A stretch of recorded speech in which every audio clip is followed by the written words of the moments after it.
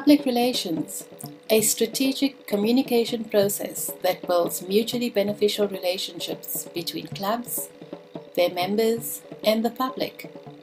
The PR for Success is designed to help you do that, with impact and towards excellence. One masterclass a month, each focused on a different aspect of public relations and geared towards immediate implementation of skills, with a WhatsApp group that provides a supportive space. Some of the things that you will learn are the power of the Toastmasters brand and effective use of the PR toolkit. What about designing ads that wow? And creating and implementing a social media plan with effective use of the media. The PR for Success program, designed for VPPRs but open to all members and designed to help you take your PR skills to the next level. Are you ready?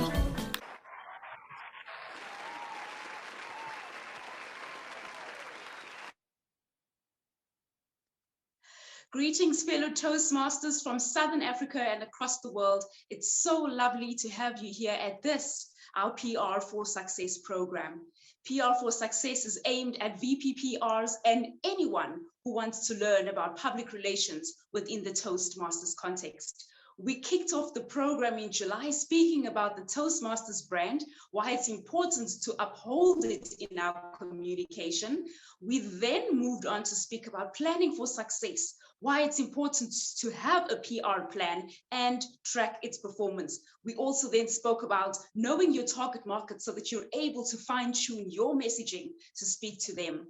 We then proceeded to speak about using personal stories to sell the benefits of Toastmasters. Then it was all about getting the word out and creating awareness about your club in your community.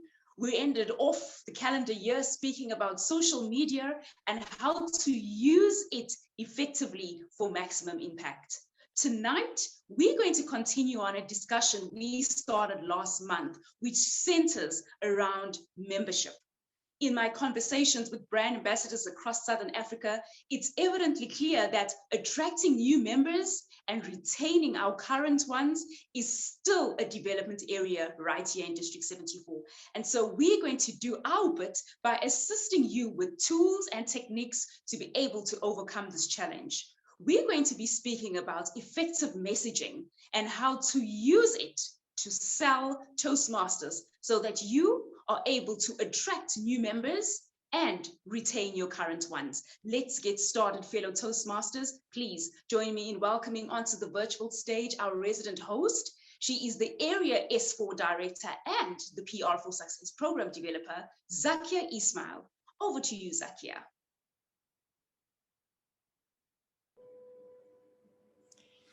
Good evening and welcome everybody to Masterclass 7. Can you believe it? After today, we only have 4 more masterclasses, and I know some of you have skills that you know would be very, very useful to this program. So now's the time to reach out and share those skills. Some of you know others who have those skills. So reach out to them and convince them that this is the program that's been really, really helping everybody, and we'd be honored to have them.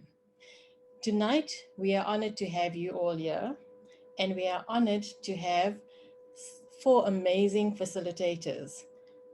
As always, we have a jam-packed evening.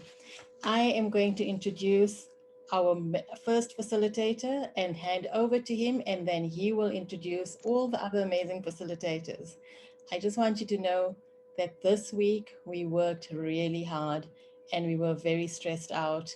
And some of us, like me, had to resort to additional aids to de-stress and to relax so that we can put out this amazing program for tonight.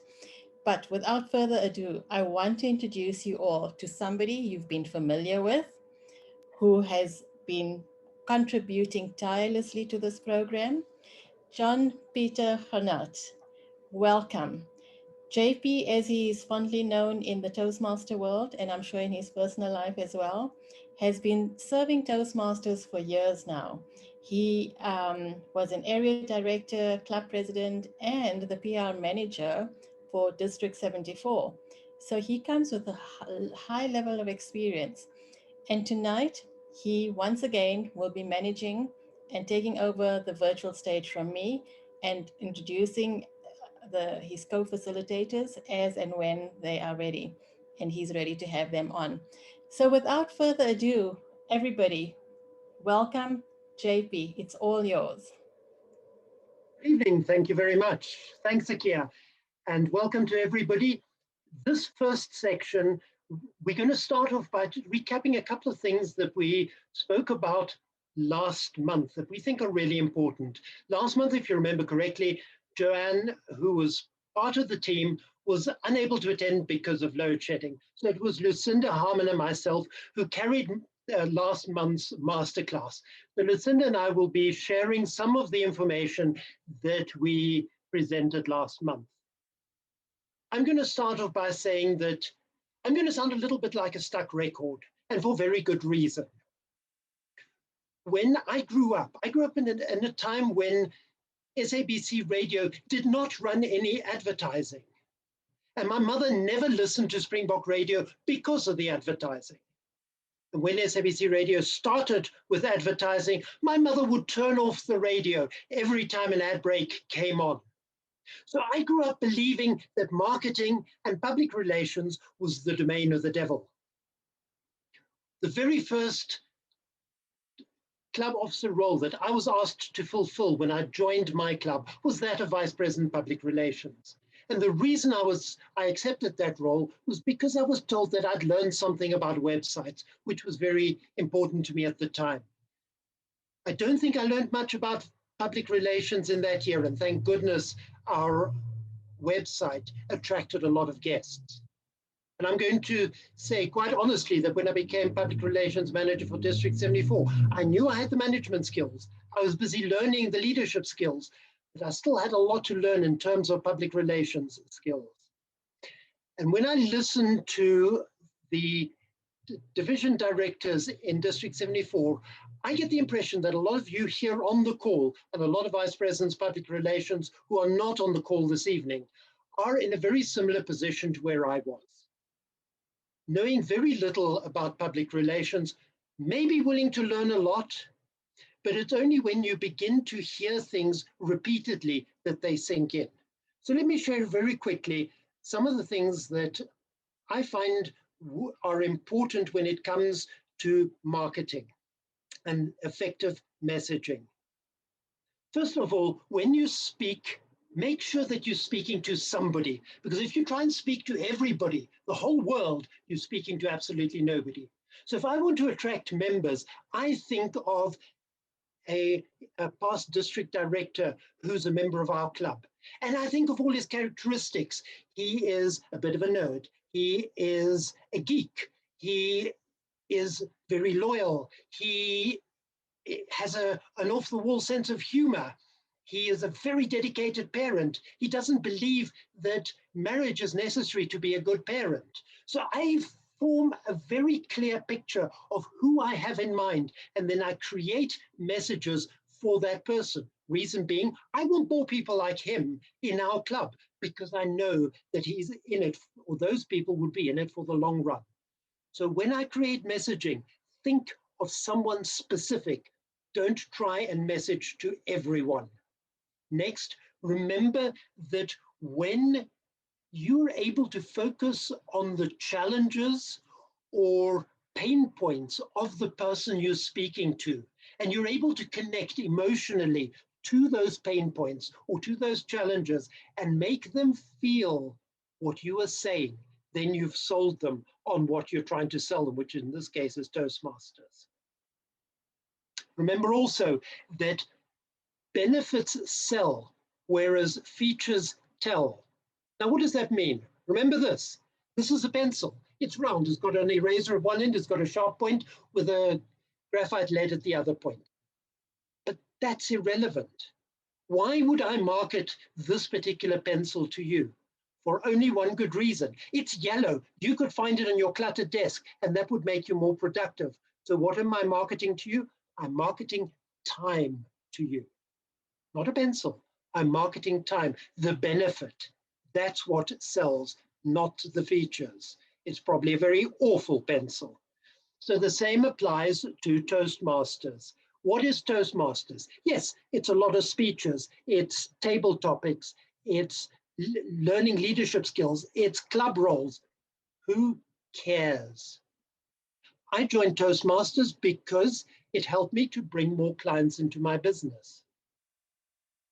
That's the benefit of Toastmasters that sold me and that has kept me in Toastmasters. So when you're creating messaging, think of things like, do you want more clients for your business? Do you feel that your presentation skills suck? I solved that problem and in the process learned many leadership skills. Wow, an added benefit. And these caused my business to flourish. And what's more, I could be your mentor, so just message me. So I'm connecting to pain points that the person has, and I'm offering myself as a mentor. Great benefits. Remember, create a fear of missing out in the people that you're messaging. Use words like you, your, free, limited time.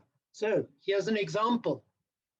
We can handle 3 new members right now. So enter your email address and message me for a free discussion. So there's a limit, only 3 people. Is that the truth? No, it's probably not. We can probably handle 6 new members in our club right now. But I'm telling my audience, I want 3 people because I'm going to pay attention to those 3 people. And I'm going to message, when they message me, I'm going to contact them personally. So I'm creating a fear of missing out. If you don't get hold of me now, you're going to have to wait for somebody else to get hold of. So remember, in terms of good messaging,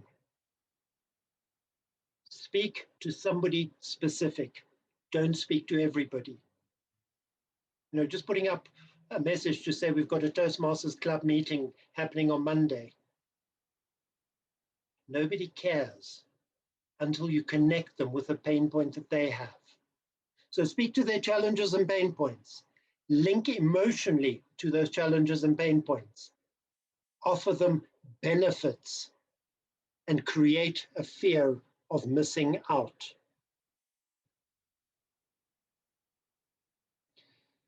So those were some important points from the last session that I'd like to share that I wanted to share with you. Now I've been asked to get into a little bit of a discussion with some of my other panelists and have a look at what the role is of the Vice President Public Relations. Now, some years ago, when I was at a club officer training, somebody said something, one of the leaders, one of the distinguished Toastmasters, said something that has stuck in my mind. They said the role of the Vice President Public Relations is to get people to the door. Once they're in the door, it's the job of the Vice President membership to look after them. A very clear division of roles. But what does it mean to get people to the door? It means getting guests to the door, getting your club members to the door for every meeting, getting your visiting Toastmasters to the door. When it comes to renewal time, it's making sure that your members return to the door. So it's all about getting the people to the door. And once they're at the door, other people take over, like the Vice President membership. So it's really critical that the messaging that brings people to that door is the role of the Vice President Public Relations. I'd ask the other people who are on the team with me this evening, Joanne, Lucinda, even Maud, and also Yanela, would you like to switch on your microphones and share with me in a minute or so anything that you believe I have missed out when it comes to that division of roles? Just speak.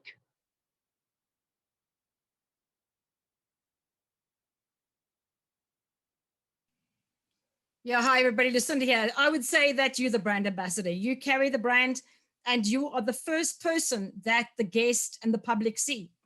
It's really important that you remember that and you are visible and people are watching you. So if you carry your brand, remember what? It's not just your club. And when you're out there, it's Toastmasters International's name and their brand as well. And remember that even your work, no matter where you go in life, you are your brand. And if you are aligned with any brand, please remember to be honorable and remember to be respectful and honorable with that brand. Thank you. Yeah, just to introduce you, you're ready to speak. Please speak. And just to add on what Lucinda has just said, branding has no break. It has to always be on. Always on branding. Keep that in mind. Thank you, JP. Joanne, you're ready to say something.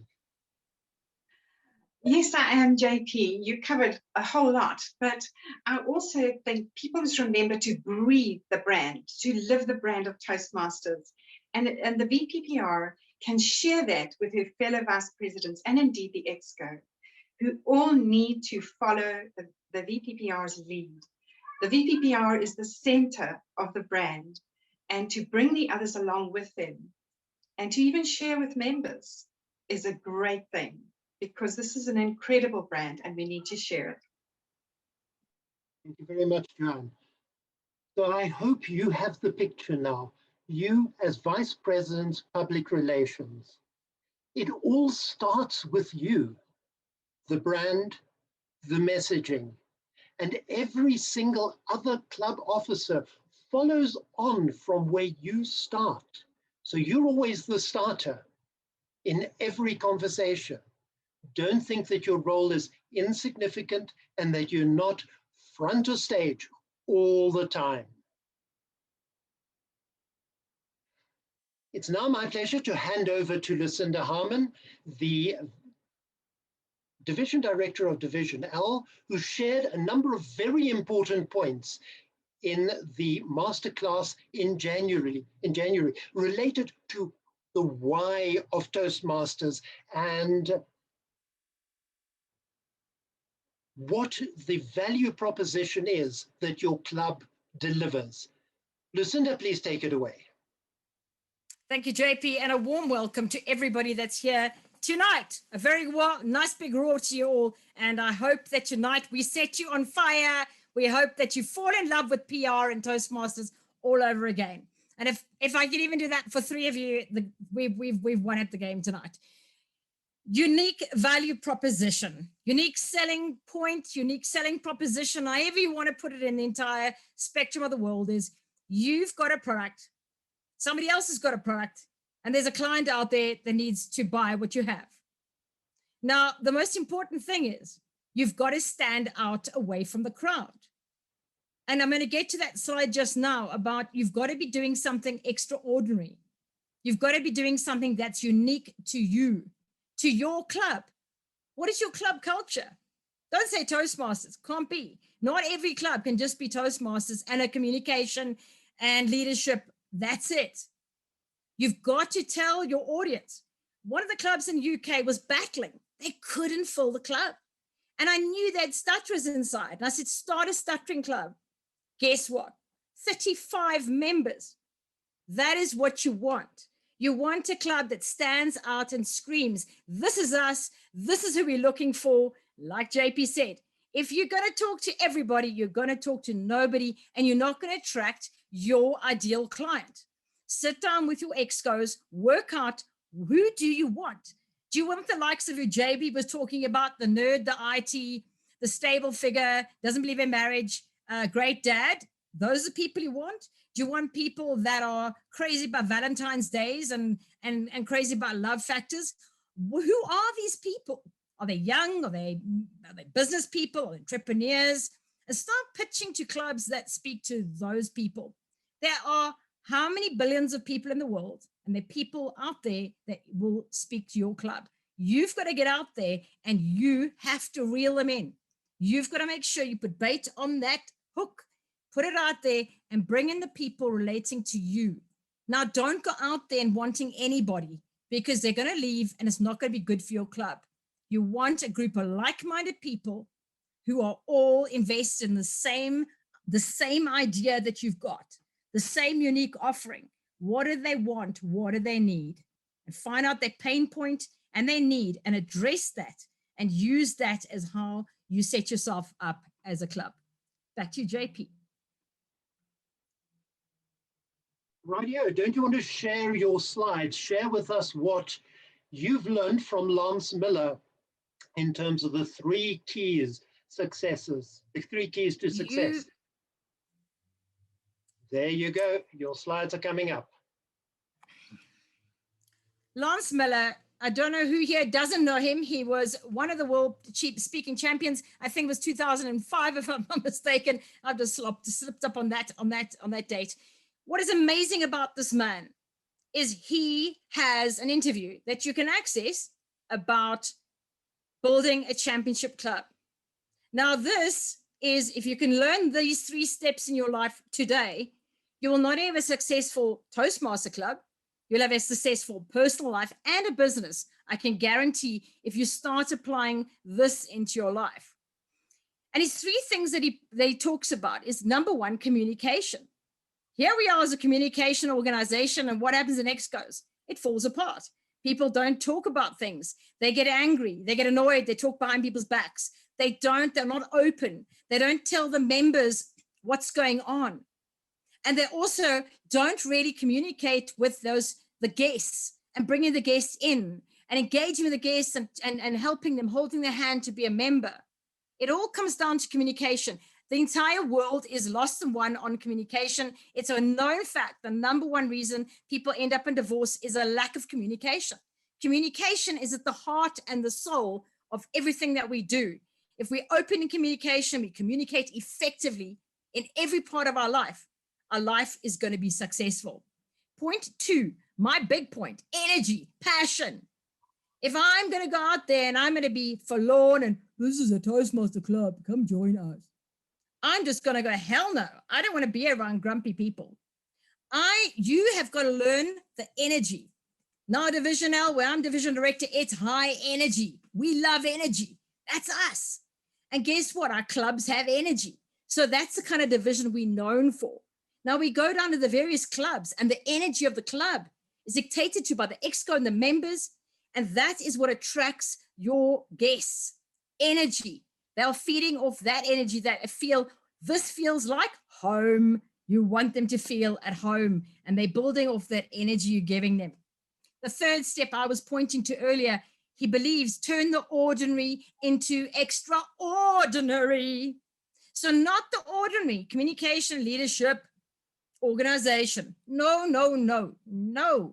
You are going to tell about your great, how you can network, increase your net worth, how you can connect with people across the entire world, how you can change your life around the most spectacular fashion as being a dynamic leader. You can be an effective speaker. You can learn strategic planning, critical thinking, bang, bang, bang, bang, bang. It's all sitting right in front of you. That is when you start turning something into the magic. And we love magic in Toastmasters. I want to just find out, JP, is there time for the why, which was critical? We left it out. The why would have been before the slide. It's really critical. You remember the day you joined Toastmasters. Whenever you deal with your guests, please remember the day you joined and your why. Why did you join? I joined because I wanted to get to the TEDx stage. I wanted to be an international speaker. I wanted to be nothing other than that. And I've got to that point.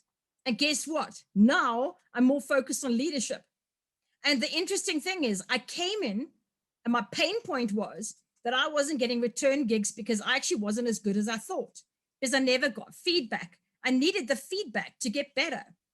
And if I look and reverse the entire game, today, it's a very different story. I've actually come in and I've got what I actually needed. So I might have taken what I wanted, but I've got what I needed. Go with your why. Find out the why of your members. Find out the why of your guests. Why have they come to your club? And you need to make sure that you can marry those two up. If that person wants to be a world top speaker and they come to a club where the speaking standard is not good, you're going to lose them.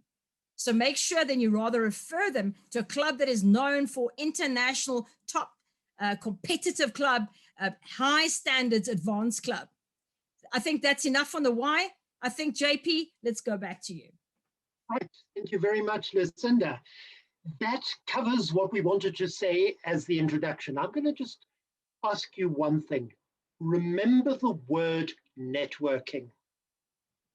You'll hear about it again later this evening. And why do I mention that?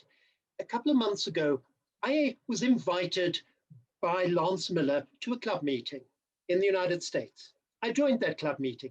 I was one of 290 guests that Lance Miller invited because he was able to network through Toastmasters. So let's come back to that point a little bit later. Now it is my great privilege to introduce to you two leaders of exceptional quality. The one is Joanne Schmidt, who is currently the Division Director of Division P. She hasn't given me much of a bio, but I do know that she has had some amazing achievements in terms of her Toastmasters career, and I'm sure she'll highlight some of those. And she's going to be in conversation with somebody who has quite some exceptional achievements, and that is Yonela Motloong, who you've also heard from this evening. She is the president of Central Centurion Toastmasters, and that club was crowned top club in 2019-2020, top club in Southern Africa. Not only that, but they came number 5 in the world. She works in marketing with a global company and has a huge interest in entrepreneurship. And she's currently the resident host at the EHUB Entrepreneurial Hub, which is focused on driving entrepreneurship in Africa. She has a passion for people development and is developing her own coaching company, Coach Yonela.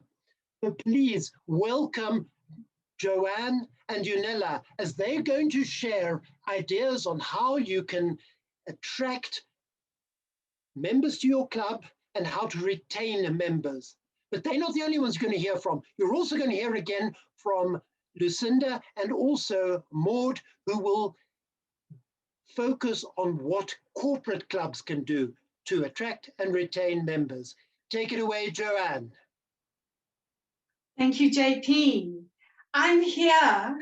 You know how fantastic that is. I'm still here. We've had an exceptionally hot day in Durban and the rain is starting, but I'm here and I'm thrilled to be here. As you know, JP and Lucinda carried my section of the meeting last time, and I'm so grateful to them. But I'm glad to be here to do a little bit of a recap and add a few things to attracting members, retaining members, and reviving the interest of past or unpaid members. Let's recap attracting members to converting guests, and I ask Afani to share the first slide.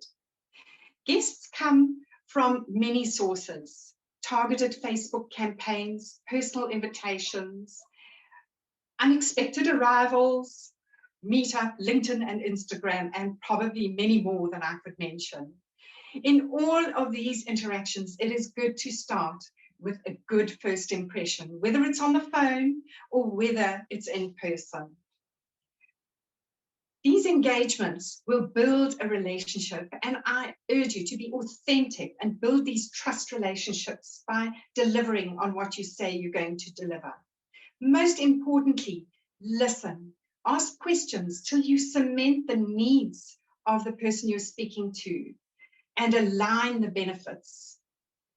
Follow through on what you promise, and then invite to an amazing, unforgettable event that they want to revisit your club, and follow up in 24 hours. And when you do, you breathe and you wait for that moment to say, when would you like to start your Toastmasters journey? Thank you for the slide, Afani. It can go away now. I was part of a cold calling campaign to assist people who had answered to Facebook campaigns all over the district. Cold calling has never been my favorite, but I found this exercise extremely interesting. And I'll tell you why, because it was marvelous. They weren't actually cold calls, because these people had looked at the Facebook campaign. They went, tick. I want to know more about Toastmasters. They went, tick. And this is why. What could be better? I feel blessed to have this gift that I know something about these people, this whole list of people that I'm talking to. First, I like to get into the zone. I prepare my thoughts. And like Lucinda says, don't ever forget your why you joined. So for so many of us, it was just, I want to be a better public speaker. I want to learn new skills. I don't want to feel so nervous. And that's the majority of the people who responded. So I could really identify with them. But what a short list. I didn't know the secret of Toastmasters, that the more you participate, the more you get. The more you serve, the more you get out, and the more you pay it forward. So now I'm in the zone to start calling my list of people. What I remember is that I get calls that I don't know who is on the other side, and I wait for it. If it's an insurance salesman or someone trying to sell me a cell phone contract. Now that cheeses me off because then I want to just close them off, except that I know it's their job. And I try and pacify them and say, please, I don't want any of what you're offering, and I don't have the time. So let's start and see what I would say. I would listen to how they answer the phone. It's very important if they say hi, hello, good morning, that you answer the same way. So let's say I'm doing a call. Hi, Tanisile. It's Joanne from KZN Toastmasters. You recently answered a campaign question on Facebook for Toastmasters. You said you would love to know more about it. Do you have time to chat? Yes, Joanne. Yay, that's my first step. Wonderful. I noticed that what you said is you have this terrible fear of public speaking. And you get so nervous that you just freeze. Would you like to tell me more about that? Yes, Joanne. You know, I write great content, but when I have to deliver it, I stammer, I forget everything. It's so embarrassing. And when does this happen? Joanne, I have to, at work, address our board members. I also have to address my sales team. And they've just asked me to facilitate training workshops. I don't know what to do. I can't even speak at family events. It's so awful. She's now built up her need for me by my just asking a few questions. I say, you've come to the right place, Basile. I believe we can help you. Toastmasters will help you by giving you plenty of time to practice in a safe place, because all the club members have been where you are. And most of us felt just as nervous as you, and we want you to succeed. Really? That would be great. And furthermore, you'll have access to learning paths that you can choose from, one unique to your specific needs, to help you to become a confident and eloquent presenter. Would that interest you? Oh, yes. I'd love to invite you to a club event. You need to experience it firsthand to see if it suits what you're looking for and if your expectations are met. I'd love to come, Joanne. If I'm doing general calls, I will often offer 3 clubs and say to them, each club has a specific personality. We all follow the same format, but they need to have an option. They may go to the first club and say, it's fabulous, I don't want to go anywhere else. Or they may say, I'm interested to see another club, but give them that opportunity. The meeting is 10 days to go, Sebasile. Do you mind if I send you a little bit more info on Toastmasters? And I will send you the invite as soon as I put the phone down. And she agreed. This means that I can now have an in to keep connected to her, to keep that relationship and that rapport going. What I do sometimes, may I have slide 2, Fani, is I send the invitation immediately. I then wait a while and I send them a flyer or a members moment, like the slide that will come up, I think, just now. And it's of Situ Ngobo. Now, Situ joined in lockdown. She visited Toastmasters and she was so nervous, but she has a delightful personality. She said her job involved a lot of speaking and she is so nervous and she just doesn't know what to do about it. So she also didn't trust her vocabulary, her use of words. So she came and joined through Toastmasters and she was given a mentor. This was to her very important. It really supported her in her journey. I find that I use these little PR posts on our Facebook pages, in our WhatsApp groups, and also I invite these members to launches and the like. Now, C2 was at a launch on Thursday that I did in Durban. She was among 3 Toastmasters who I asked to share their journey. And at the end of the meeting, the people said they loved hearing the stories because it made it real to them. These were all fairly new Toastmasters, sharing how quickly they noticed a difference. Good PR, and that slide may not be the best. It should have been maybe shorter, but we work on that constantly to improve them. And we make real stories to share with people who can in turn create their story. WhatsApp that invitation immediately and then follow up with a members moment, a flyer or something else in those 10 days. Remind her 2 days before with the invitation and the link on the day before. I've had many guests say, thank goodness you sent that to me, Joanne, because I might have forgotten. I didn't diarize.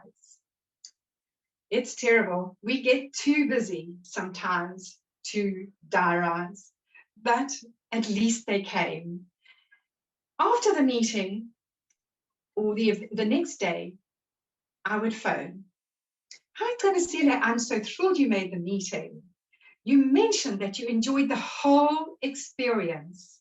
Would you like to share what you liked most about it? Joanne, I absolutely loved the speeches. The speeches were amazing. But what really stood out for me was the evaluation session. The feedback was supportive, it was encouraging, and it really made a difference. I was too scared to join, seeing those evaluators waiting to criticize, and they didn't do that at all. I said, well observed, Tabasile. That's what we do. We acknowledge your strengths and we move on to give you enhancements to your speaking skills. And that's how people grow, and that's how they want to continue. Yes, Joanne, this is exactly what the answer I've been looking for. I love that there are mentors to help me along the way, and I love that people will understand that I'm just starting out. I'm so pleased, Tabasile. So when would you like to start your Toastmasters journey? Now you know the secret. There you go. That's an idea of a phone call that I would have had. Some offered objections, but the objections are manageable. If people are moaning about online, whether they're past members or present members, there is plenty to convince them that online is great and it's what we have for now. But the future, who knows what it holds?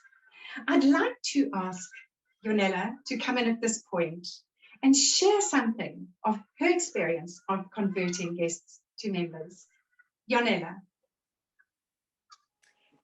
Thank you, Joanne. You've put it so well to say that actually what you have, once you have that number of that person, you should not play with it, because at the end of the day, you want to make sure that you've converted that person. And I'll speak a little bit more on some of the success stories from our club, Central Centurion Toastmasters. But I think indeed, as Joanne has mentioned and put it, you've got that number. This is your only chance to really make it work. Make sure that you do not lose that person. There's a lot that needs to go into paying attention to what the person needs and making sure that you're speaking to it, because at that moment when they have actually come to visit your club and or made that phone call to say, hey, I would like to be part of Toastmasters, already mentally they are ready to make the big shift. And you as the PR person cannot miss that opportunity, and you've got to take it as if it's your one and only chance. And I'll speak later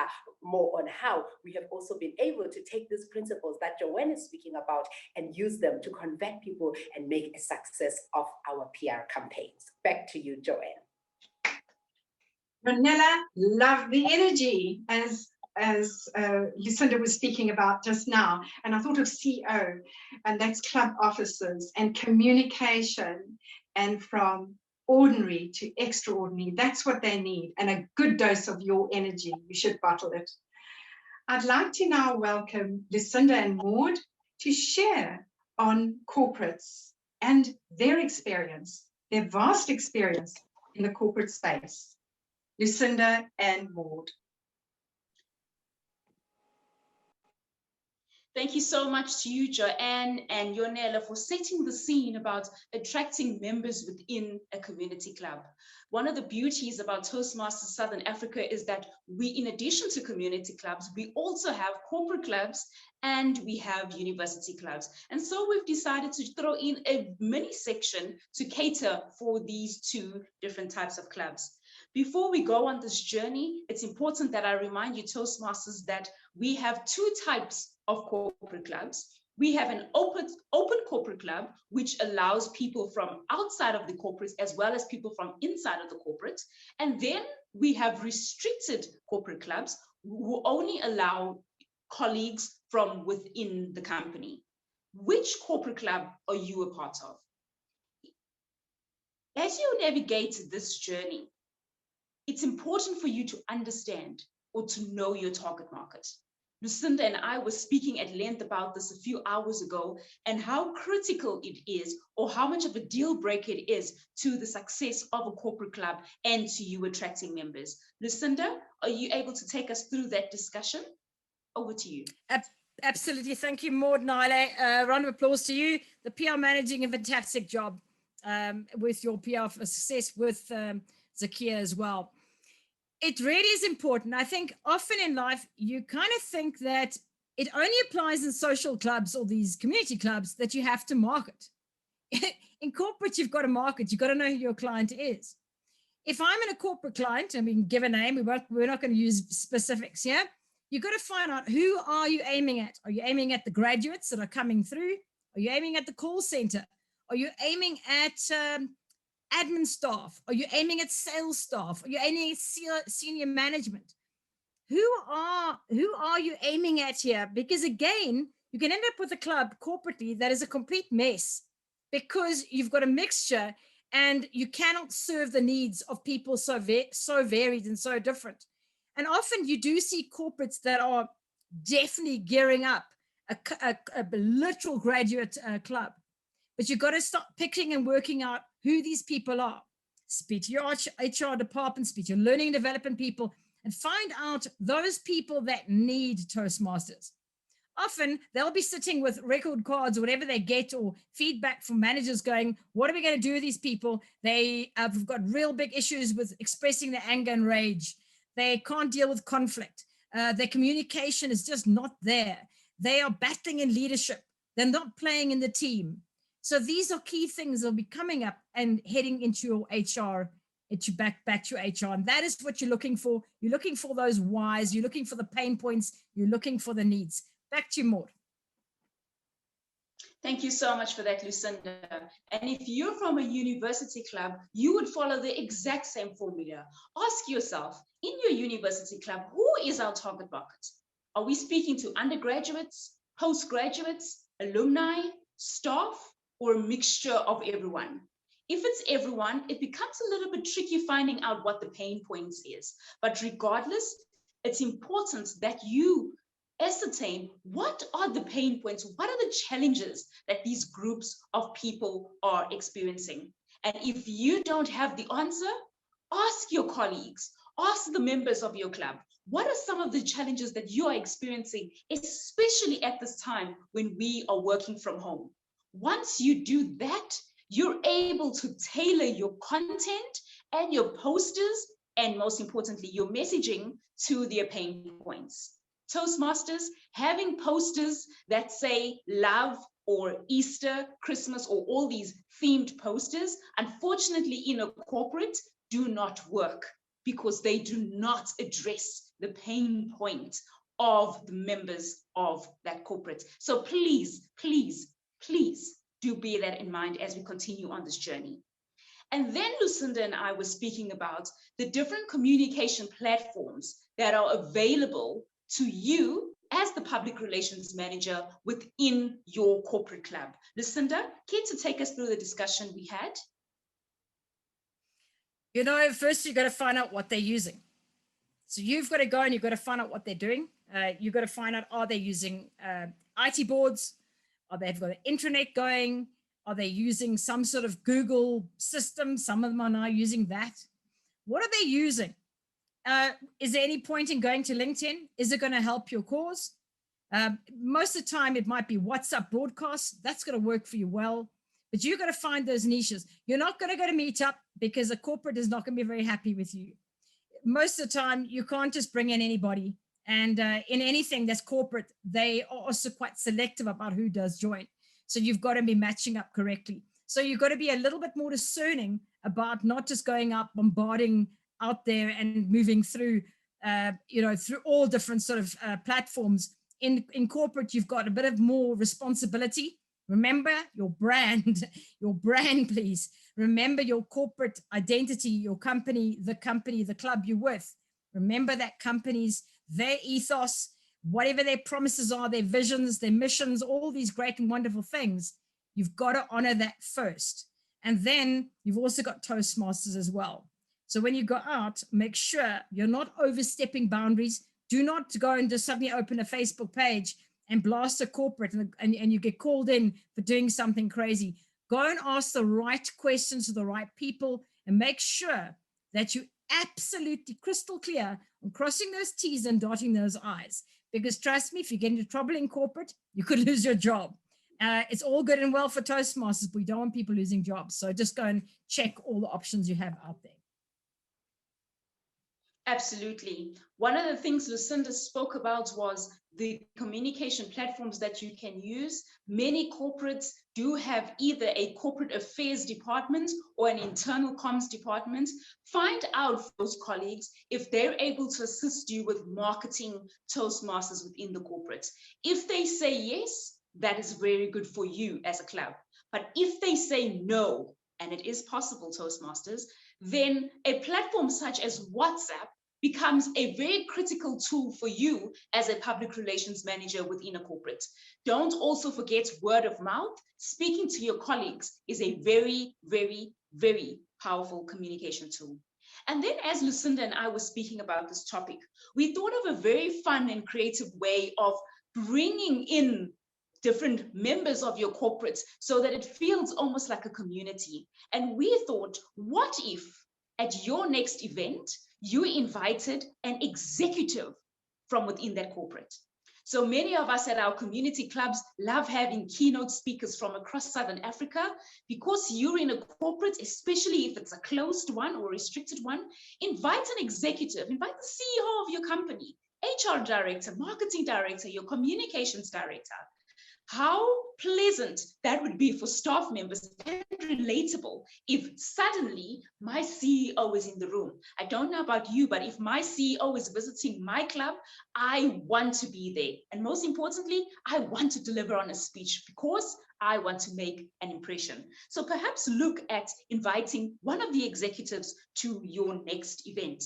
But when you do that, and all the points, we spoke about pain points, please, Toastmasters, ensure that your themes center around pain points. At this time that we find ourselves in, working virtually is a very big one.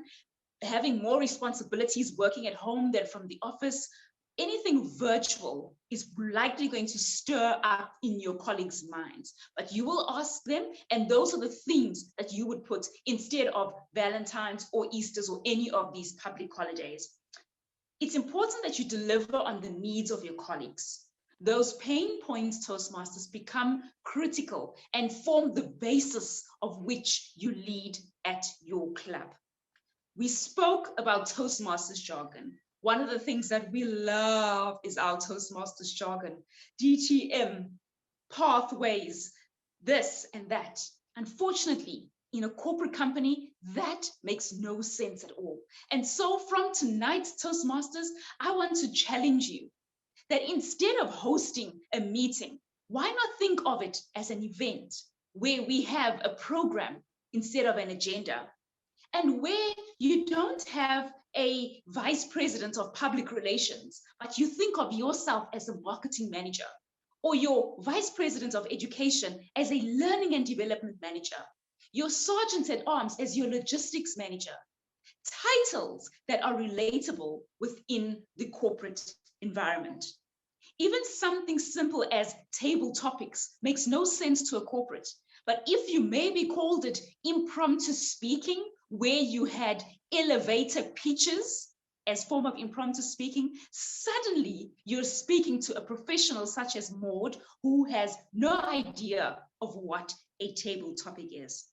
Once you're ready and you've armed yourself with all of these techniques and you've put them together in line with your corporate, you're almost ready to host something like an open day event, which wouldn't be as long as we would have as a Toastmasters meeting, perhaps something a little bit shorter of 1 hour that's fast, quick, and high energy with an executive from your company speaking to a pain point, and you're on your way to success.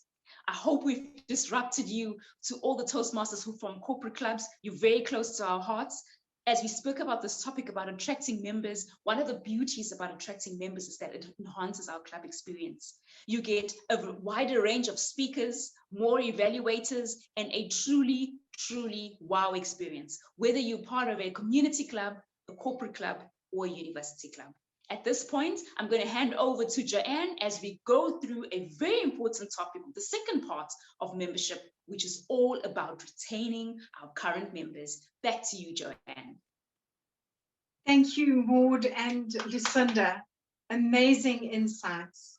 And I've learned a lot from you in this session, which I expected to, because corporates need kid gloves, I think, kid gloves. I'd like to go on to retaining members, and I'd like to look at what keeps members engaged. Recognition. If you do moments of truth, it's one of the points that comes up constantly.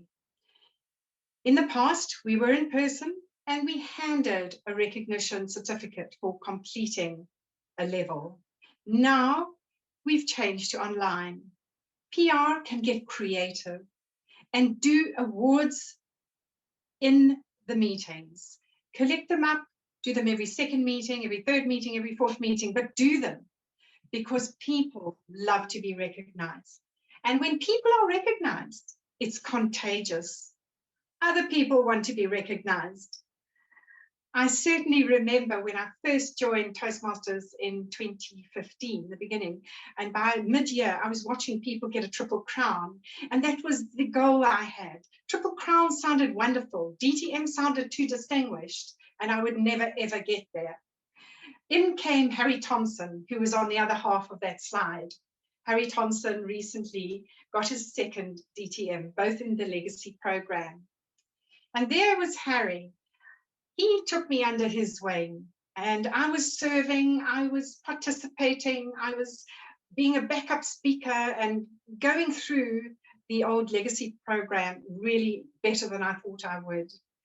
And he said to me, Joanne, do you know you're close to your DTM? No, Harry, I'm not going for DTM, I'm going for triple crowns. He said, no, you just need to be an area director. And there it was. I didn't even realize I was en route. I was simply grasping what Toastmasters has to offer me. And when you achieve your club, and even further afield celebrate with you. That gives a special buzz.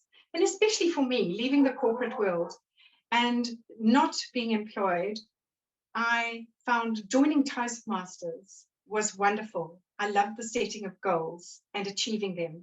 And whenever I mentor someone, I ensure they do that and set a path and keep participating.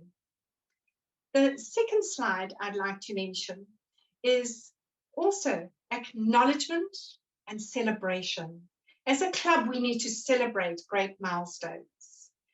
The first great milestone for Kloof Toastmasters Business Club was that we launched in record timing in 2016. We had a great team together, and that's where great teams make things happen. Experienced Toastmasters and a newbie like me, we launched it in virtually a month. It was from launch to charter in less than a month. And this club has gone from strength to strength. I was privileged to be president in 2018 to 2019 year when we won Top Club. Our club and our members and our club officers were ecstatic, and we celebrated in style. And you'll see that is one of the invitations to one of our events that was at that time. And it was a wonderful achievement. I stood on that podium with 5 other top clubs, and I know that Jonella's club was there with me. And it was quite amazing being in Johannesburg on that day and hearing the name of Kloof Toastmasters Business Club. We celebrate together, we acknowledge, and we recognize each other. Now I'd like to show you a final slide, although I'm going to continue after it. And this I put in because it's a corporate club where the ExCo decided that they didn't want to continue. It was too much trouble holding meetings, trying to hold meetings, and they hadn't held meetings for months. I had just come in as a new area director. I said, but you can't not hold meetings. No, we're going to give up. And I arranged a meeting and took my trustee friend Harry with me to Pietermaritzburg, and we met with the few members that were left. And Narasha Sampson, who is on our next slide. Narasha was trying to carry the club, and she did so masterfully for many months. And then, bit by bit, they grew. They are now up to 15 members, not the 8 they came across with. They've got a wonderful ExCo, a very motivated president. And this club is going places. They're loving the journey. If for work reasons people cancel, they add some improvs. They add an educational. And the team of 4 that I invited to join me to support this corporate club have stayed. And some of us might miss one, but they are never without between 2, 3, or 4 of us in their twice monthly meetings. And it continues to today. It just shows teams working together really matter.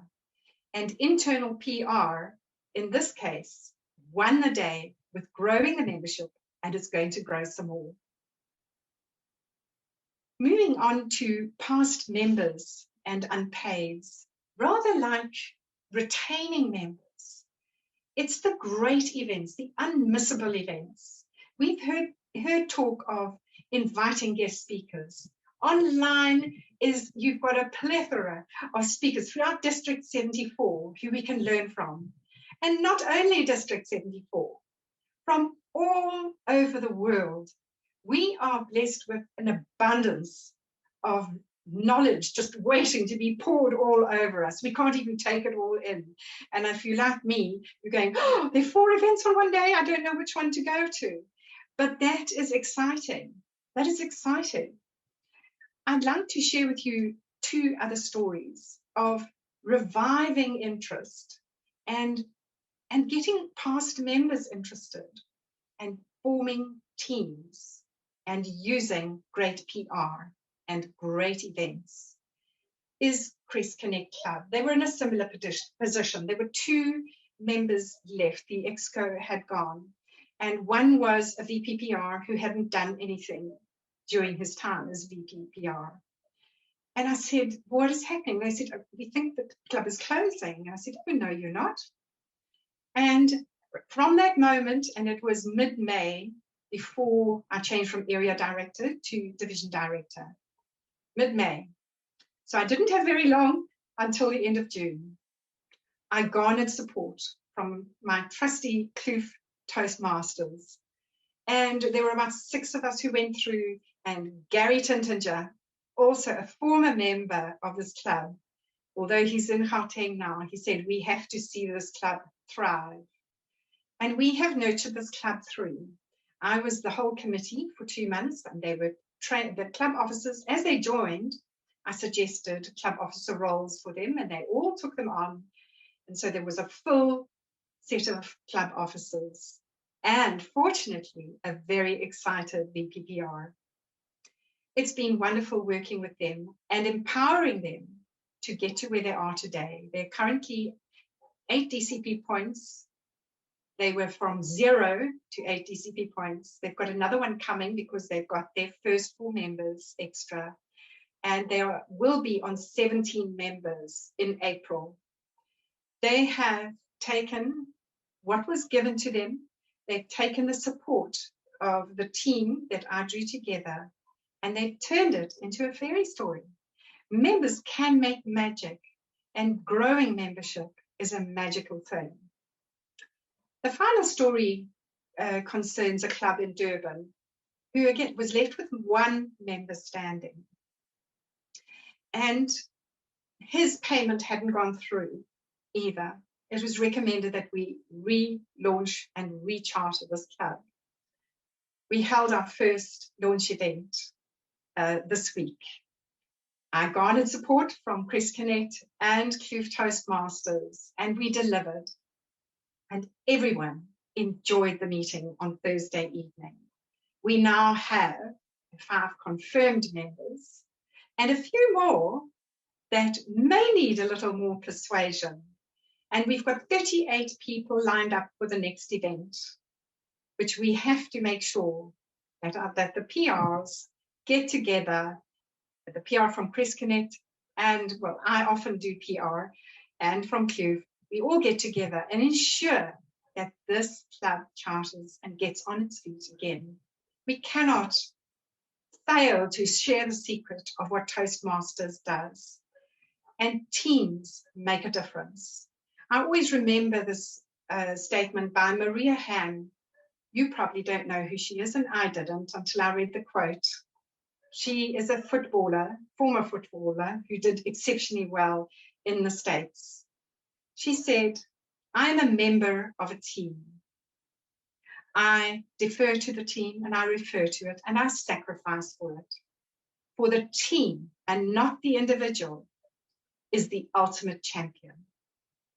And that's how I see the EXCOs working best. And I've certainly seen it in the 2 clubs I've worked most with, is that if the EXCO is a cohesive team, and the VPPR, I still think, is the one with the magic wand that can make magic happen. If you are a VPPR, relish that role. And just share it with as many people, your expertise. Get people to understudy you, draw them along, because PR is something we need, not only in Toastmasters, but in our lives out there. It's an incredible skill to have and to enhance. You just can't stop learning. Those are several of my stories, and I've really enjoyed contributing in each case to these clubs. I love seeing them thrive. It's my time not to shine, but to shine the light on others, and seeing people empowered and grasping what this incredible program offers is what delights me and keeps me passionate about Toastmasters. I'd like to now hand over to the very passionate, energetic, and delightful Jonella, who's going to share her success story with us. Over to you, Jonella. Thank you, Joanne, and thank you so much for that delivery. Indeed. Well, good evening, ladies and gentlemen. Today, I'm going to make you to just type a little bit. Please type the words for me, BEST, B-E-S-T. Type for me and put on the chat right now. Just want to make sure that we still got people. Thank you, Zakia. Thank you, Rhonda, I think it's pronounced. Thank you, best, best, best. Now, the word best is basically used as to mean something that's way better than the rest, right? It's good, and it gets better, and then it becomes the best. You know this word to mean this. Thank you, Sivongile. Thank you, Itudeng. Thank you for writing that. Now, you're going to find a new meaning to the word best.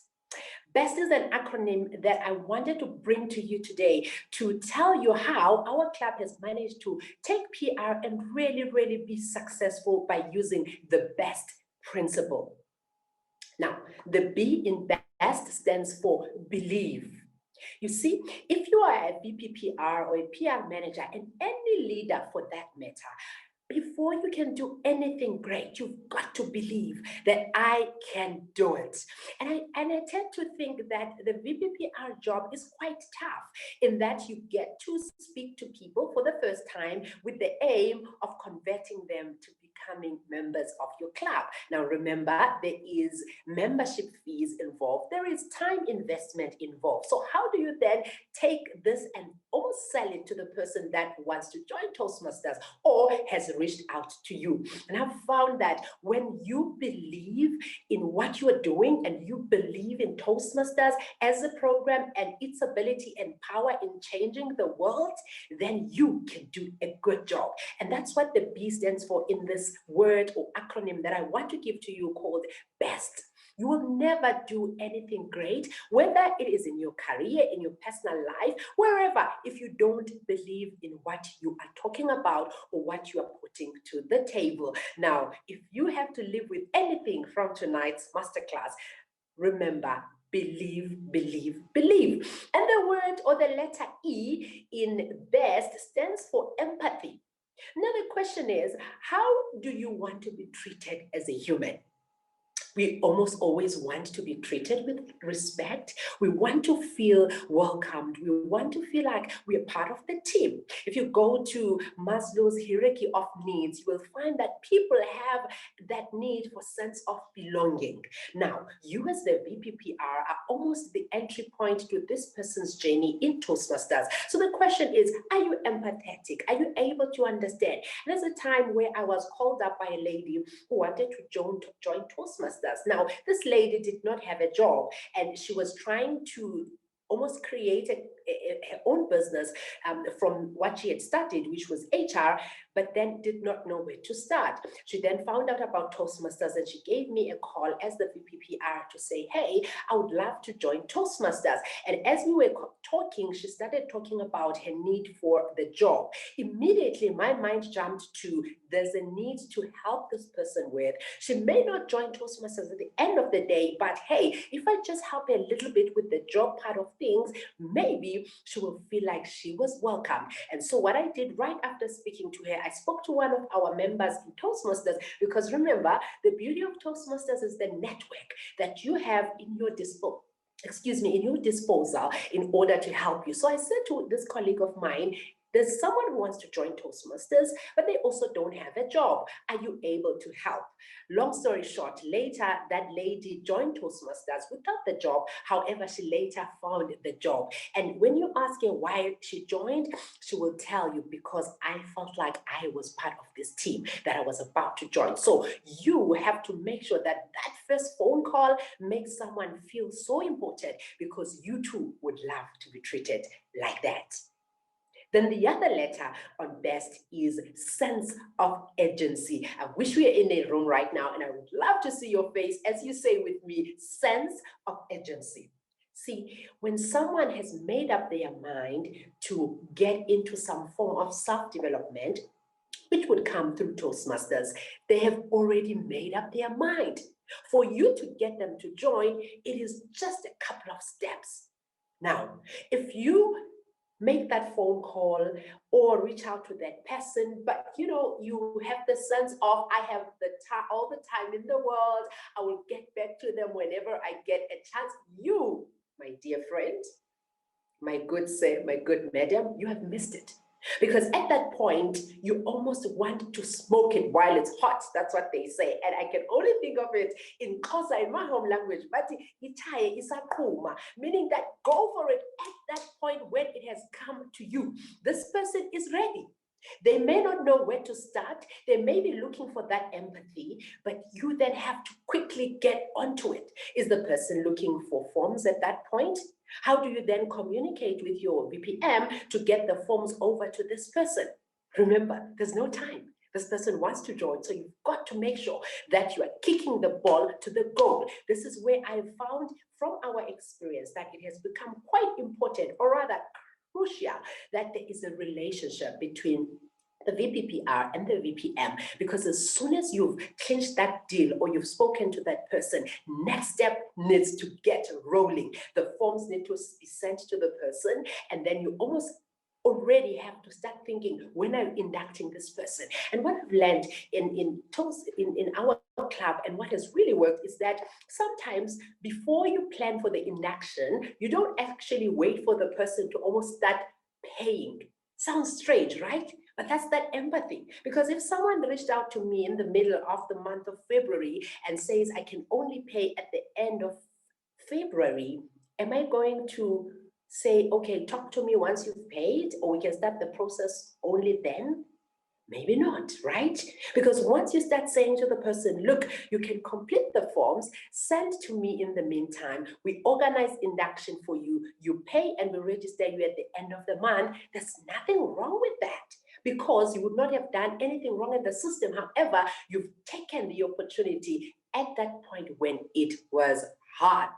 The last letter, invest, stands for target. Target. Now, here's the thing. You are not going to run a Facebook campaign or advertising just to the universe. The universe is very big. So you've got to stay targeted at those people who are either professionals, who are looking for this particular growth, or who are in that space. So your targeting, when you do your Facebook advert, or the people that you speak to, needs to be very, very coordinated. Remember, there's resources in place that are being used. So if you are just throwing, they say, that's in the air, then you are wasting resources.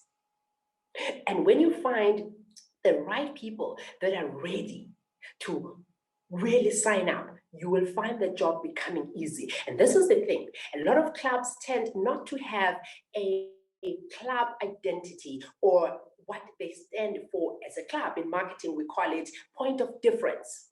Our club, we say this is the club where your personal brand is our priority, which means when someone is starting either a business, and this is not entrepreneurship, right? But this is more on the branding side. So they're either starting a business, or they are in, corporate, and they realize that, hey, actually, Yonela doesn't have a brand, and I would love to develop this personal brand. Then it makes it easy for us to meet that person at that point of need and give them what we offer. So the question is, as VPPR, as you are here today, what is it that your club stands for? When you talk to people about it, what is it that you say? Remember, branding is not just something, and I made the point earlier, it's not just something that lands on one's lap. It is something we have to be very intentional about. And this is where, when you've decided or agreed what your brand identity is, you are able then to communicate to the right people that are looking for that kind of growth. As I sum up, I will just touch back on each of the letters on best. You, my friend, have the opportunity and the ability to be the best VPP ever. And we have seen it in our club when we really believed in what we're doing, honestly and honestly, that what we are selling in Toastmasters is real and helps. We've found that it has really worked. And when we've showed empathy to people, to love them, to welcome them, and to see them as part of the team from the get-go, we've seen that they become part of the team immediately. And of course, you do not do this on a slow pace, because you do not have the whole world's time to make it happen. It is almost only that hour or 2 hours that you have after speaking to that person. So that email, that conversation with the VPM and needs to happen with a sense of agency. And lastly, please do not just do things to the universe, because yes, the universe is big and you may not ever see the results because your audience is too wide. Narrow it down, keep it focused, remain believing, because you and I are here today because we have seen a difference because of what Toastmasters has given us. So if we believe it, we are able to be empathetic and we will have the right sense of agency and we will target and get it all right. Thank you. And over to you, Joanne.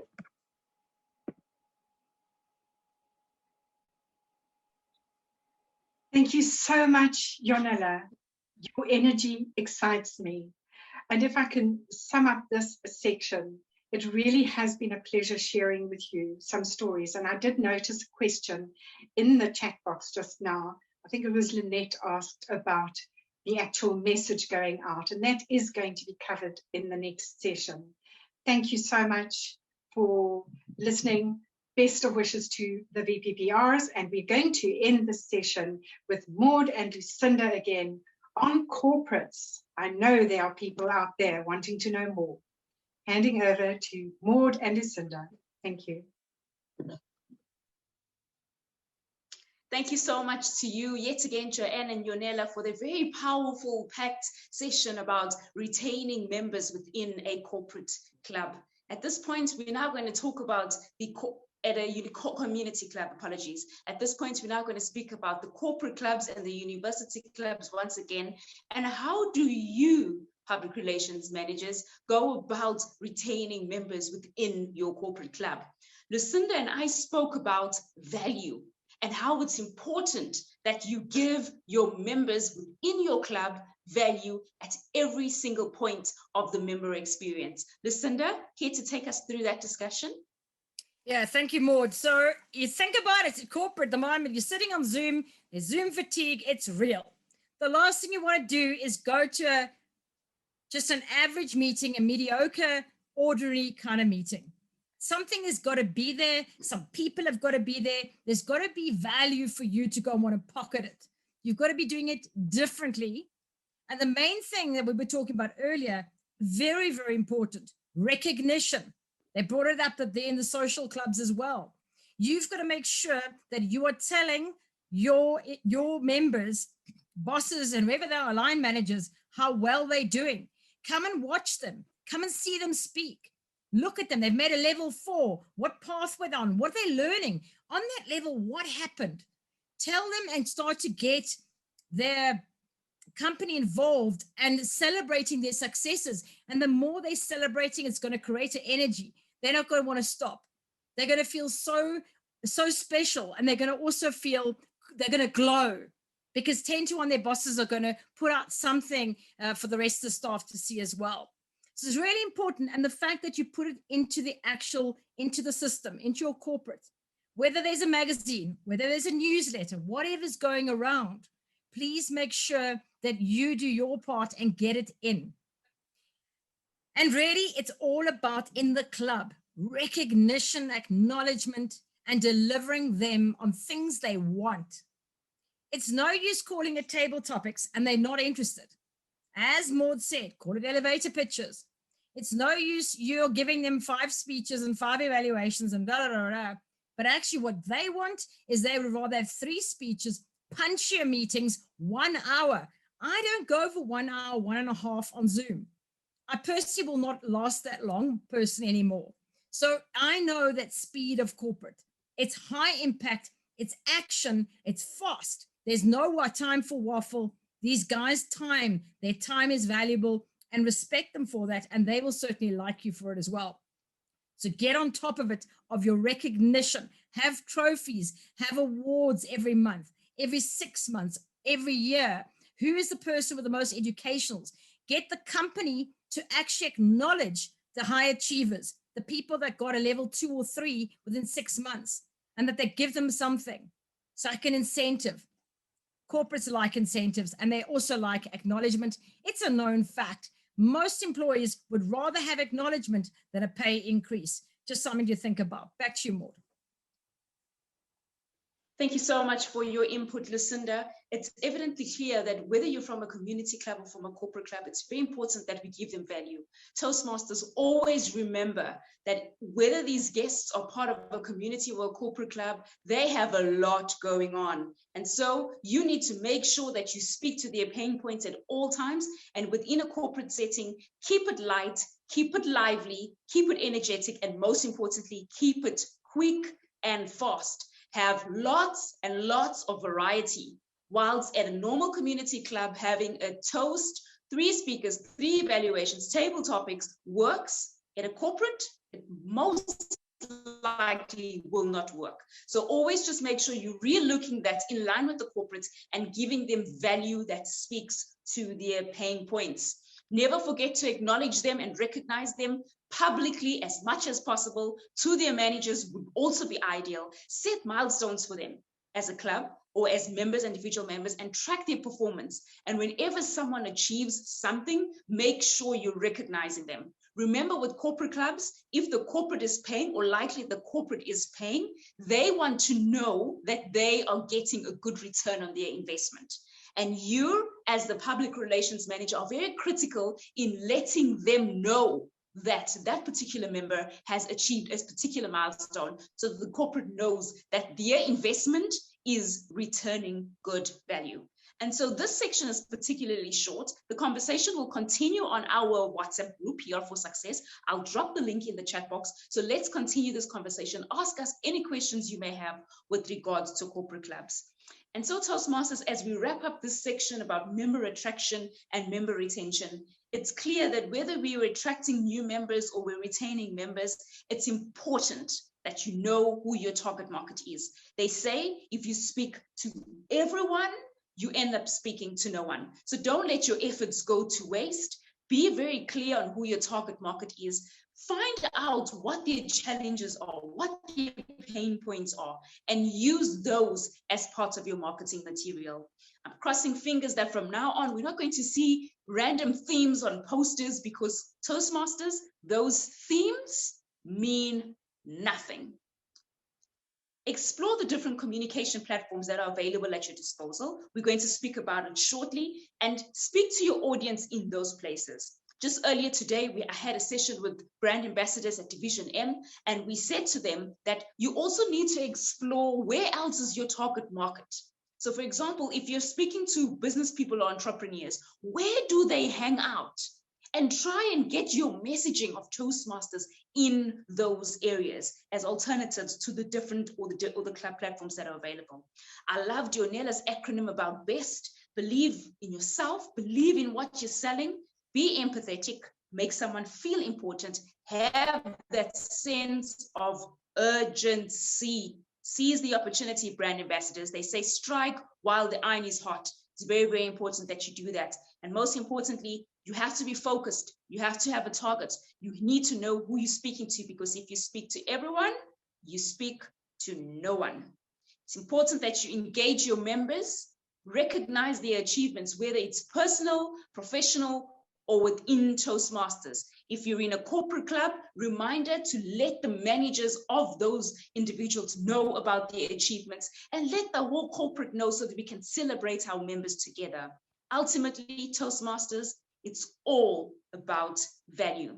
So let us together, let the world know about our clubs. Let us sell the benefits of Toastmasters, and let us continue giving value through this experience. A reminder yet again that this conversation continues on our dedicated PR for Success WhatsApp group. I'm going to drop the link in the chat box. Let's keep engaging further. Back to you finally, JP. Thank you very much. Thank you, Maud. Thank you to Joanne, and thank you to Yunella. I hope you noticed how many things Joanne has achieved in her short career as a Toastmaster since 2015. She subtly dropped them into her talk. Now let's have a look. Many of you are probably working from home. You're spending a lot of time online. And that probably means that most of the people you're targeting are online. And we need to look at online platforms to connect with the people that we are targeting. So I've got Lucinda Harmon, who will be joining me, and we're going to have a look at the various online platforms that are available and how we use those to attract an audience. So as I mentioned, you're probably sitting at home, wondering and feeling lonely. Lucinda, what have you decided as the topic that we're going to cover as we cross these various platforms? There's one word from being in the UK quite a bit. There's one word that definitely was the word that stands out. Today, it is called networking. Without a doubt, that is the selling point, the biggest one right now, especially with online, and you can go crazy on online clubs right now. You can get members from right across the world, as long as you're speaking to their pain point. So as you can attract, we've got a French club in Division L, be attracting people, French, people around the world. It's perfect. But you are not going to attract people if you're just another club. So for me, we chose networking, JP. I don't know if you want to start that slide. Someone spoke? No, carry on. JP, would you like to go with that slide deck? And we can start. Yes, I will. So we're first going to have a look at probably the most popular, certainly by number, the most popular platform on the network, and that is Facebook. So Lucinda, if you were looking at networking, what would you be saying to your target audience? Number one, the most important thing is pictures speak. Choose your picture according to your audience too. This is a classic Facebook kind of audience. We've also tweaked it according to our demographics, which is diversity. You cannot, you've got to choose that in accordingly. It's really important then on messaging. So I'm not doing the actual branding for you on these particular slides. I'm just stimulating and inspire you to start thinking and looking at how are we going to speak to our audience out there about this thing called Toastmasters is the best place to network and broaden, expand your network. Kind of questions you're going to ask your audience. Are you missing your social life? I can tell you people are. I'm on plenty of Facebook groups and people keep on saying I'm lonely and I'm missing not going out and I'm too scared to go to restaurants, and there are still countries in serious lockdown. And the biggest thing they're missing is that life. We want to go back to normal. Nope, that normal is no longer. You're going to have to adapt to today. So much more networking is going to be online. It's going to be about relationships. And our relationships on these platforms are going to become more and more critical. Another question, do you want a larger network? Socially, maybe you want to connect with people internationally. Maybe you've got a dream to hang with Icelandics. Maybe you want to learn another language. Maybe you want to do a whole host, sorry about that, a whole host of things that you would like to trigger and find those people in your life. That is where it's lying. And did you know that Toastmasters is online and global, and that for free you can connect with, I just want to stop this out here. For free, you can actually connect with an online audience, and you can literally broaden every part of your life and connect across the world with different cultures, different languages, different mindsets. You can find those people that are like you. There are clubs internationally. There is a garden club. There is a book club. There's a writer's club. There are clubs almost for every single thing you can imagine. So that is the beauty of it. And when you become a Toastmaster, you can visit any club because it's online and it doesn't look like we're going to go back to face-to-face in a hurry. This is when you can maximize on Facebook and make sure you keep it on a page. Do not put it in a group. A group means you're insular. A page means you're open, and make sure you use those hashtags and start attracting your audience. Make it loud. Say, look at me. Look what we're doing. Make it exciting. Acknowledge people. Rave, roar, scream about how fantastic Toastmasters is. This is where you do it, all about networking. JP? Absolutely. I just want to bring in something else that I've learned fairly recently, and that is contrary to what you just said, the value of Facebook groups. Because if you can develop, because you've already mentioned something really important. In this evening, you've mentioned clubs for stutterers. You've mentioned clubs for gardeners. You've mentioned clubs for book readers. So very specific tribes. If you create a tribe around your club and you create a group into which you invite people, when people start joining that particular group, Facebook will automatically start advertising, marketing your group to like-minded people. You don't have to do any advertising. Facebook does it for you if you're going to develop a tribe around your specific niche, which is your club. So remember, when you are looking at Facebook, what is the characteristic of your club that you're marketing? But now, Lucinda, not everybody's on Facebook. For example, your corporate clubs or business-minded people, entrepreneurs like Unella, are probably sitting on LinkedIn.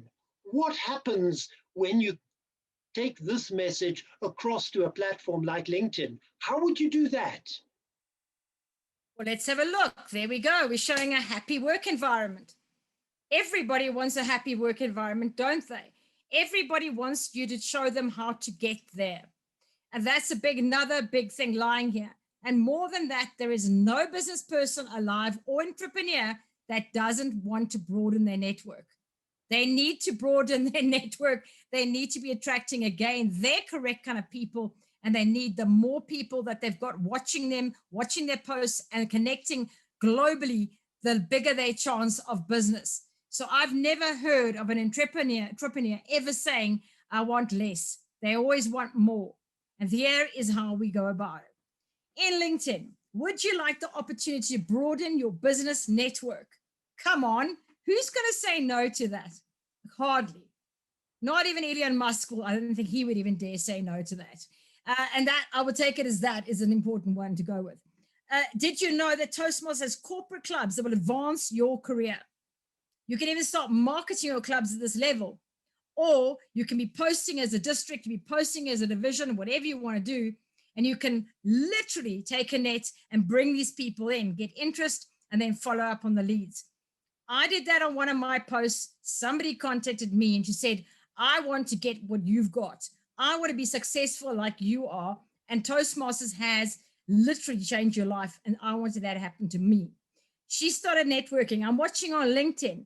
She's caught it like a bug. She's all over LinkedIn and she's building her network every single day. And this is how they do it. It's these very, very corporate, happy lights. Look how light the picture is. And it's showing you what people want. They want more business and they want a happy work environment. Excellent.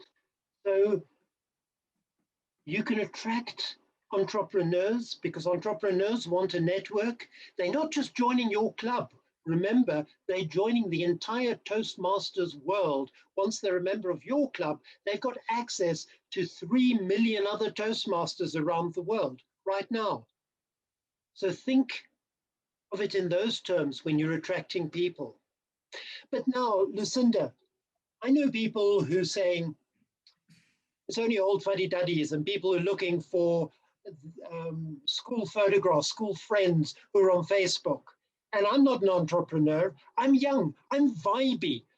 I take photographs. Images are my thing. I only want to see images. I'm on Instagram.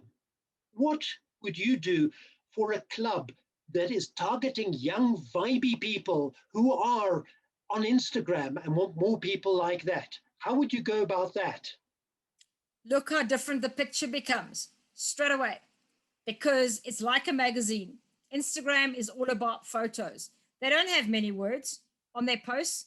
A lot of it is they'll give you a photo and they'll make you think, and then they'll make you go read. So they are going, it's literal, shout out, scream, loudest, best kind of appeal. It's way younger. JP was saying this is way younger. This is a target market, 20s, 30s.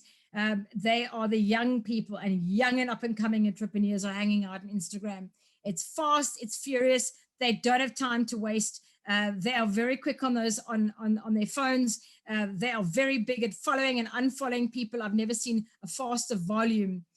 These are people that you've got to move at pace with and you've got to keep up with. And if you're not posting on this platform often, they're going to fall off and they're not going to want to know you. They'll just literally remove you. So their thing here is, look, like SOS, help me. I'm alone. I want to network. I want to talk. I want to connect. Help me. So the whole thing is, are you battling to attract new clients? If you message out there successfully, I would also add in there, is lockdown really getting to you? And you actually just want to find some friends, like-minded people here right now. It is really about Toastmasters, the right place of skill with like-minded people to find your tribe, to find your people, and let Toastmasters, it's exciting, it's a dynamic place, and we will show you how to find them. We have those clubs and we have those people globally that you can connect with. That is what you want to be sending out to your Instagram followers. Lucinda, both Facebook and Instagram belong to the same company. And if I'm not mistaken, when you start posting things, certainly on pages and groups on Facebook, some of those start appearing on your Instagram feed. Are they going to attract people if you've got Facebook type posts and they're appearing on Instagram? I don't mix them. I must be honest, I do not pair mine together. So what happens on Facebook does not go to Instagram because I know it's fatal. I did it. I've done it. I've been there and I very unsuccessfully have done it.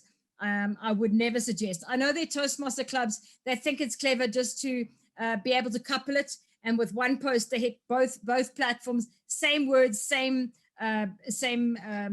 photos, and I've been watching them, and then they're doing dismally.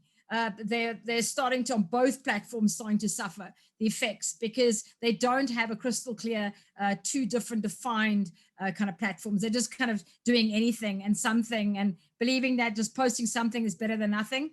And as Gernaat said earlier, target, be intentional. What you put out there, think and go through it and get in the mind of that client before you just put out stuff. Because you don't want people to go, yo, these people are really bad. Because most of these guys believe that they are real experts. Trust me. There's Mr. Google all the way around. And most people on these platforms are pretty critical when it comes to kind of the work that you do or don't do. Lucinda, would you agree with me? I'm VPPR of my club, for example. And I'm young and I'm vibey and I'm on Instagram. So I can post on Instagram, but I'm in a club that also has a Facebook page. Would you agree with me that maybe it's not such a good idea that I try and multitask and cross platforms?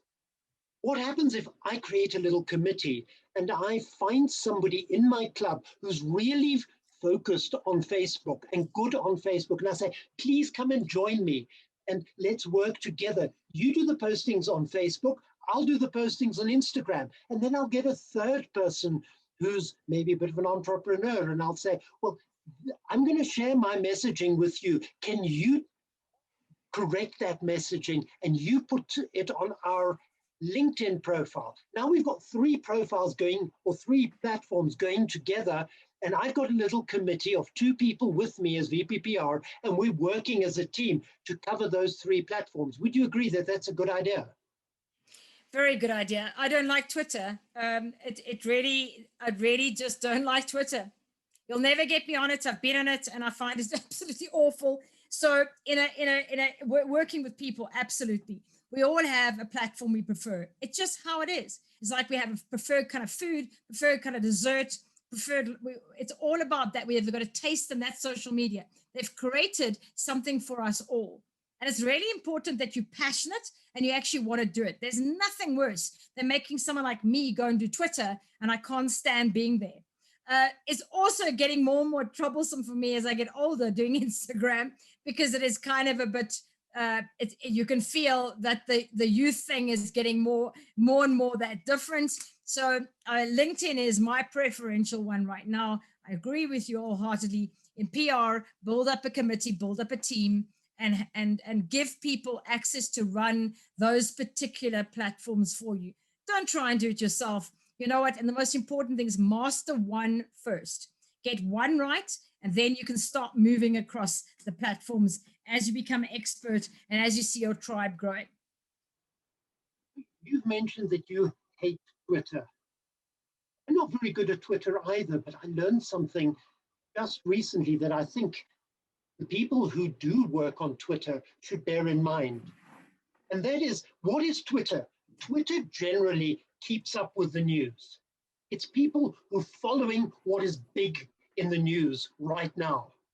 And what you could do as a club is jump on the coattails of something that's a big but positive news story right now and craft your message around that particular event and link it to Toastmasters and what your club offers. And that, because on Twitter, if you don't catch the news,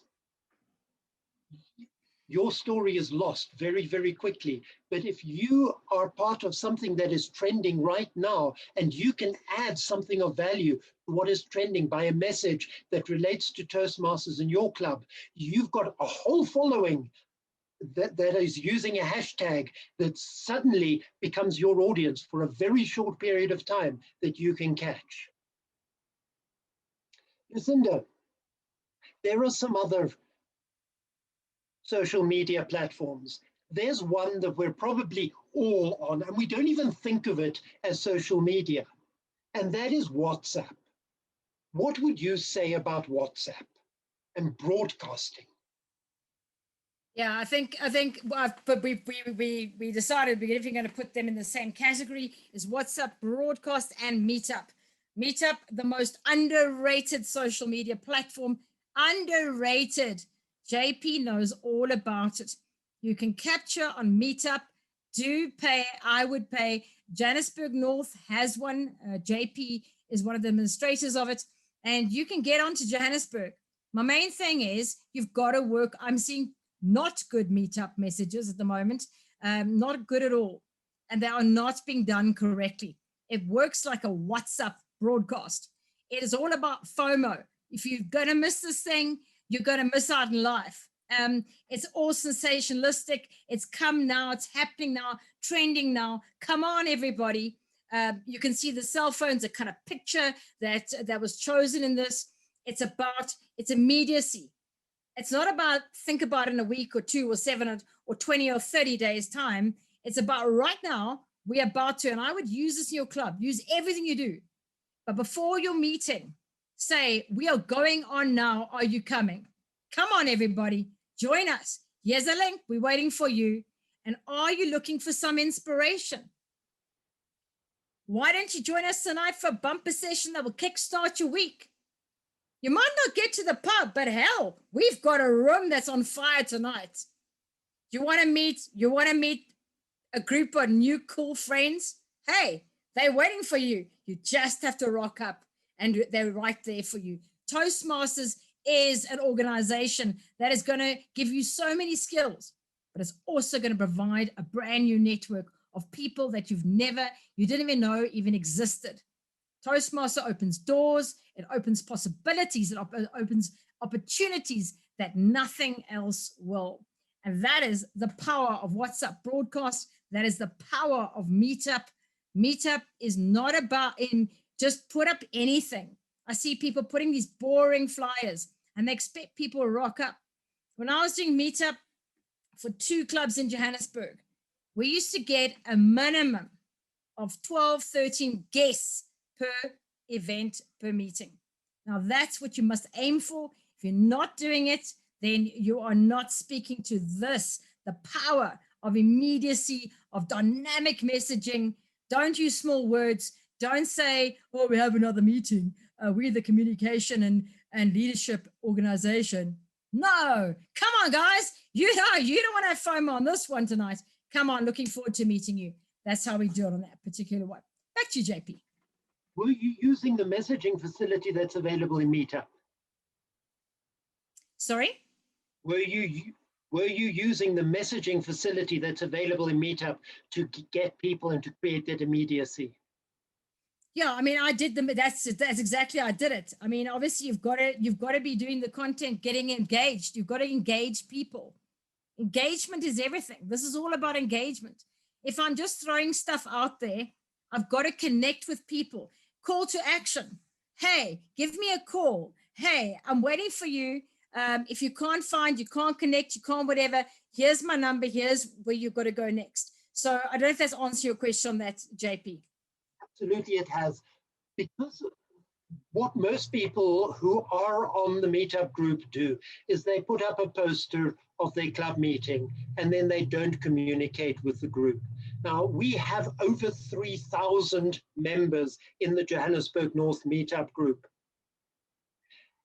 And we have 2 or 3 new people joining every single day. But we don't message those people. We just simply put up a poster and say, we've got a Toastmasters meeting, and we're not getting the attendance. So listen to what Lucinda's just said. You need to engage those people actively for them to become members or for them to join you, to come to your club meetings. Lucinda, just something else very quickly. On WhatsApp broadcasting, I know that groups become very noisy and people very quickly become irritated with the noise of a group. But let's say you've got a club meeting on Monday. Today is Saturday. If I posted the link today, it's going to get lost. Would you agree with me that you need to repost that link 2 or 3 times on Monday to make sure that people are there together with relevant messaging? Yeah, I think it's very important. You know, we haven't really spoken to that yet, is the planning. Everything's about planning. So I think can someone mute whoever hears audios come up, please? What's really critical is that we plan well. We've got to plan. You don't just hit and miss this. Everything's about intentional. It's about structure. You only get success if you plan well. Success in social media doesn't just happen. You make it happen. You create the opportunity.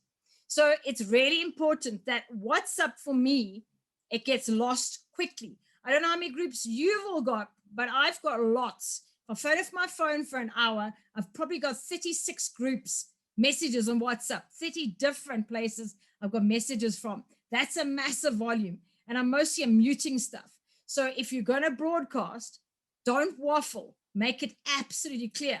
So you might say at the beginning of the week, like JP said, say it's a Saturday meeting. Monday, hey, I don't know how your weekend's going, but I promise you, you got a fantastic weekend coming up. Do you want to know how? You're going to come and join this very vibey crowd of people. Toastmasters, Then maybe the Thursday, you're going to remind them, hey, what are you doing on Saturday? Are you keen for a good breakfast? Are you keen to meet some really cool people? We're waiting for you. Saturday, meeting's about to start in half an hour. Our time is running out. I think we've got 1 minute left. I want to quickly run a short video. Toastmasters is not like any other. There's a bunch of individuals who love to have fun and to see each other grow. Now, I cannot do this whole job in just a matter of 30 seconds, so I urge you to please contact me on the WhatsApp number on your screen, and I will tell you how you can become a leader, a public speaker, and a completely confident individual. I really look forward to hearing from you. Lucinda, in a half a minute, we've been speaking about images and messaging. Can you speak about video? Video, very important. Number 1, your algorithms, meaning on LinkedIn, on Facebook, even on Instagram. As soon as you do a video, more people watch. People are quite lazy about reading, but watching, people are there in a fast-paced world. Videos work. Live video first, recorded video second. If you go live, you must go live. It also sends a notification out to people immediately you go live. A recording is not going to do that. So recorded videos for the perfectionists out there, maybe start working on not being so perfectionist and really dare to go live, because you're actually going to see a spike and you're going to get an audience following that's way, way hotter than you could have imagined. Live's available on Instagram, on Facebook, and am I right, it's also available on LinkedIn. So there you go. To wrap up very quickly, I hope you've gained some information about how to tweak the different messaging when you're speaking to a Facebook audience, a LinkedIn audience, an Instagram audience. It is different. Your imaging, the messaging, and the way that you're connecting with your audience differs from platform to platform. Use the skills that you have available in your club as VPPR, because you cannot probably do it all on your own. So I hope that we've answered some of the very specific questions around messaging on the various social media platforms that'll help you to grow your club. That is the primary aim of social media, but also members that fall off that you can get back into your club. Keep in touch with them through the social media platforms that your club has available. That, I think, wraps up the content for this evening. Very briefly, we've had a look at why you became a Toastmaster. Remember that. It'll help you to keep connected. Help your club to become a champion club. Consider what you're doing when you're messaging. Make sure you speak to somebody specific and don't try and speak to everybody. Connect with the person's pain points or their challenges and link to those emotionally. Then you've got them. Look at the benefits that you are sharing with the person and create a fear of missing out. Finding members is about connecting with other people. And there are very many opportunities that you as a Vice President of Public Relations can create to connect with people. Corporate clubs. Adjust the titles that we use in the Toastmasters environment to suit the corporate. Suddenly you'll become relevant. Look at the challenges that the corporate is facing and how the Toastmasters Club can solve those. Remember, there are guests that can be invited from within the company to spice up your corporate meetings. When you're looking at retaining members, it's about the recognition, and look at the energy of a team that exists within the club, because that will retain and grow your club. Remember best, believe, empathize, a sense of urgency, be targeted and be intentional, and keep things concise for corporate. And remember your messaging on social media to be very specific to target the audience on the platform you're on. Thank you very much. I hand back to Zakia. Zakia, it's all yours. Wow. Thank you, JP. Thank you, Lucinda. Thank you, Joanne. Thank you, Yonela. And thank you, Maud, as well, for that input that you gave.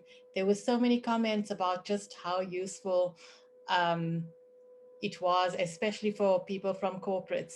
Community clubs, we get spoiled with all the bulk of the information, but I'm so glad that we are also meeting the needs of corporate clubs and university clubs. Thank you all. It's that time of the evening where we smile away. So if everybody can please put your cameras on so that Ohani can take some pics for us. Ready and waiting. Ready and waiting. We're waiting for a few more people to come on. Let's board. motivate them. Let's motivate them. Remember, you have to smile all the way through because we're not really sure what page you're on. So if Manifa can join us from the Caribbean with a smile on a video, then there's no excuse for anyone in Southern Africa. Sorry. Yeah.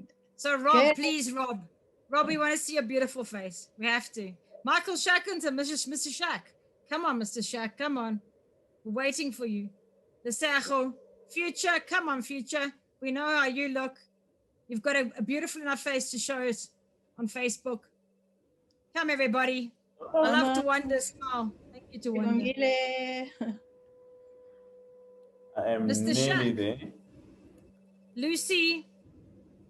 Patrick. Claire.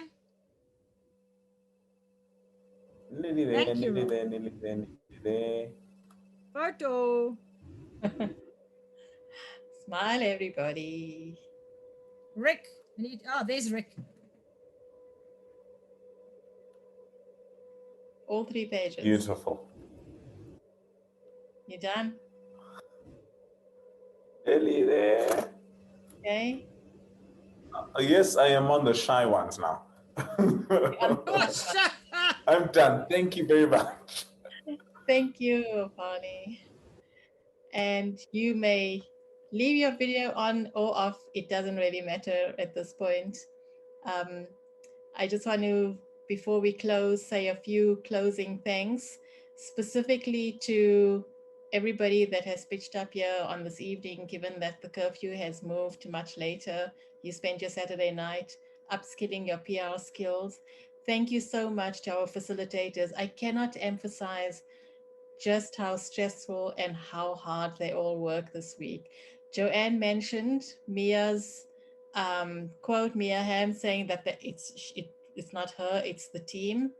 And I can tell you, this was a team and teamwork that brought this evening together with a lot of stress, tension, changes, repeats, undoing, doing.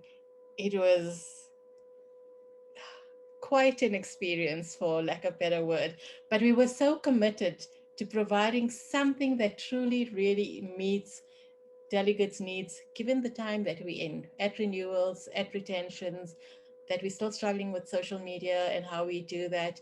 We really, really wanted to address those needs and give you things that you can take out.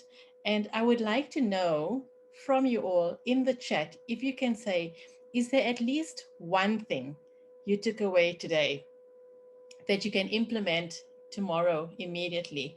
It would be great to know whether we at least met that objective of ours, because that is really the main objective, is there something that you can implement tomorrow? So I would love to see anything. Best.